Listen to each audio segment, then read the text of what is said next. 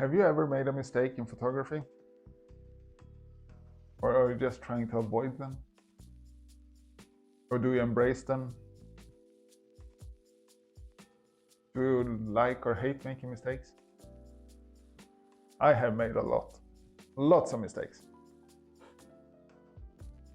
And I love every mistake I've done. Hi, welcome to my channel. I thought I'd talk about mistakes. Are they good? Are they bad? I'll say they're both. They're both good and bad. And why I love making mistakes in photography and sometimes in life is that I've learned to learn from my mistakes. You never know where a mistake will bring you. Learning yourself how to learn from your mistakes and walk on, leave them behind, walk on with that new knowledge is one of the best toolboxes you can have in life. I got the idea for this video when I went back into Lightroom and went through my photos I took in London last fall. And I remember I shot almost every photograph with the wrong settings on my camera. I had exposure compensation way off. So almost every photograph I took was with the wrong setting. And I have to fight for them. Fight against my camera. And due to this, a lot of photos I created was created by happy accidents, like what's it called, Ross something talks about when he's doing his paintings online, did his paintings online. And believe it or not, those mistakes I made, they developed my style for black and white photography quite a bit. In that regard, making mistakes was actually a good thing. It made me learn so much more about me and photography, and my photography. And the best thing about learning stuff, the more you learn, the more confident you'll get. And when you get confident, fun knocks at the door and want to be your friend. And the more fun it gets to do photography, the more you do it. So that's why I have a lot of fun when I take my camera and walk out the door and just go for a hunt of the next great photograph. Okay, of course, there are mistakes that's not good.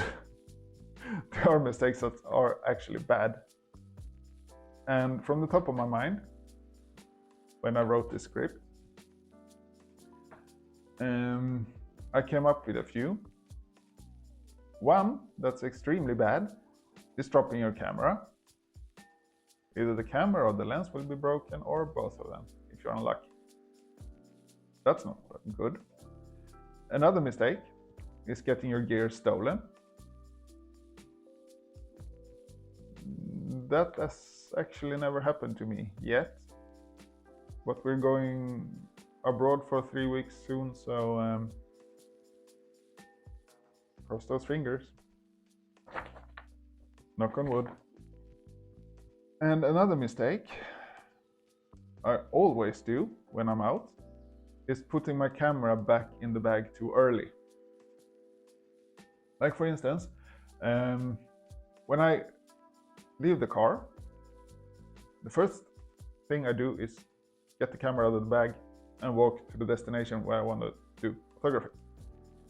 When I'm done there, I have the unfortunate habit of just putting the camera back in the bag and walk back to the car. And I have on countless of times had to get my camera back up from the bag, because on the way from the location to the car, I almost always found something interesting to photograph. And that is an annoying habit of mine, and a mistake I almost always do. Even to the point my wife has started pointing out that I should never put the camera back in the bag when we're out. But the worst thing or the worst mistake you can do in photography or in life in general is to give up when things get hard, or when it feels too hard to continue. That is not the time to give up. That is actually the time to get your motor running on high gear and just push through the tough times and relax, because winds will change. Like in photography, if you have a difficult time with creative rut, or you just don't know how to do a thing, everything is going to be so much easier when you push through and just come out on the other side, and it will get more fun. And photography should be fun. So that's it for me this week. See you in the next one, I hope. And if you like this video, you can, if you want to, subscribe, click like. Bye for now.